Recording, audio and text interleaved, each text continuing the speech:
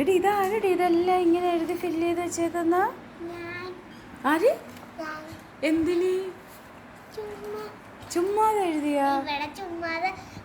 ഇത് ചുമ്മാതെ ഇങ്ങനെ എന്തിനാ പിന്നെ എഴുതാനിട്ടേക്കുന്നത്? പിന്നെ ഞാൻ എന്തിനിങ്ങനെ എഴുതി വെച്ചാ എന്തോന്നാണെന്നറിയാമോ ഇത്? ഒന്നും അറിഞ്ഞൂടാ, വെറുതെ ഇരുന്നങ്ങ് എഴുതിയാ? ഇതെപ്പ എഴുതി?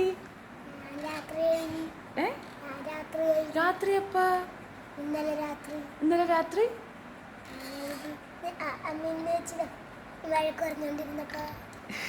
മിന്നുവിനെ ഞാൻ വഴക്ക് പറഞ്ഞപ്പോ നീ എടുത്തു വെച്ചിരുന്ന ഇതങ്ങ് എഴുതി വെച്ച. അപ്പൊ ഇതാണ് നിന്റെ പഠിത്തം അല്ലേ?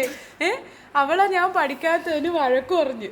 വഴക്ക് പറഞ്ഞ സമയത്ത് അവള് വഴക്ക് കേൾക്കുന്നതിന് മുമ്പേ ചെന്ന് ഏതോ ഒരു ബുക്കെടുത്ത് കണ്ണി കണ്ടതങ്ങ് എഴുതി അങ്ങ് നിറച്ചങ്ങ് വെച്ച്. നോക്ക് എന്താന്ന്. എനിക്ക് പിന്നെ പേടിയാത്തില്ല, എനിക്ക് ഏതാണ് എഴുതേണ്ടതെന്ന് പോലും അറിയത്തില്ല.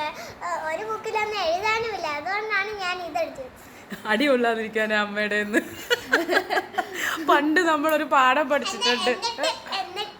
എന്നിട്ട് നോക്കിയപ്പോ അമ്മ വഴക്ക് പറയാൻ നിന്നതായിരുന്നു. അപ്പൊ വഴക്ക് പറഞ്ഞാൽ നിന്ന സമയത്താണ് ഈ കാര്യം ഓർമ്മ വന്നത്. ഇതെങ്കിൽ ഇത് കഴുകി കിട്ടിയത് ഏതാന്ന് വെച്ചാൽ അടി കൊള്ളുന്നതിന് മുമ്പേ എഴുതി തീർക്കാന്ന്. നോക്ക് കണ്ട, date, page, parent sign, comments. അല്ല, ഇത് അവക്ക് എഴുതാനുള്ളതല്ല. ഇത് അതിന് പകരമായിട്ട് അവൾ അതിരുന്നങ്ങ് എഴുതിയെന്ന് വെച്ച് എന്താണ് എഴുതിയെന്ന് വെച്ചാൽ അത് പറഞ്ഞൂടാ. എന്താ സംഭവം മനസ്സിലായ? ഞാൻ പഠിക്കാത്തതിന് ഇവളെ വഴക്ക് പറഞ്ഞു. അപ്പൊ അവള് അത് കേക്കണ്ടല്ലോ, അത് കിട്ടണ്ടല്ലോ എന്ന് വിചാരിച്ച് ആ സമയം കൊണ്ട് കൈ കിട്ടിയത് ഇതാണ്. അതിരുന്നങ്ങ് കുറച്ചങ്ങ് എഴുതിയങ്ങ് പിന്നെ ഇത് എഴുതി തീർന്നതിന് ശേഷം അമ്മ ക്യാരംസ് ഒക്കെ കളിക്കുന്ന കാര്യം പറഞ്ഞില്ലേ? ഏണിയും പാമ്പും കളിക്കുന്ന ഏണിയും പാമ്പും കളിക്കുന്ന ഇഷ്ടമാണെന്ന് പറഞ്ഞപ്പോ അമ്മയല്ലേ പറഞ്ഞത്? ഒന്നും പഠിക്കാത്തവർക്ക് എനിക്കെന്തിനാണ്?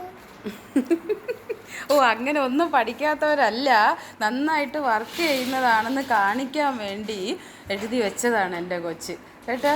എന്തായാലും സംഭവം സൂപ്പറായിട്ടുണ്ട്.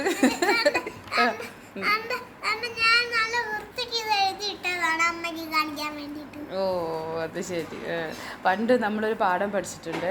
ഈ അച്ഛൻ്റെ നിന്ന് അടി കൊള്ളാതിരിക്കാനായിട്ട് ഒരു കൊച്ച് അച്ഛൻ വരുന്ന സമയമാകുമ്പോൾ ബുക്കെടുത്ത് എന്തെങ്കിലും ഒരു കാര്യം അങ്ങ് വായിക്കും. അന്ന് ആ കൊച്ച് അറിയാതെ പറഞ്ഞു പോയത് പണ്ടൊരു പണിക്കർക്ക് ഒരു വാലുണ്ടായിരുന്നു. നമ്മൾ പണ്ട് സ്കൂളിൽ പഠിച്ചൊരു പാഠമാണ്. അതുപോലെ ആയിപ്പോയത്.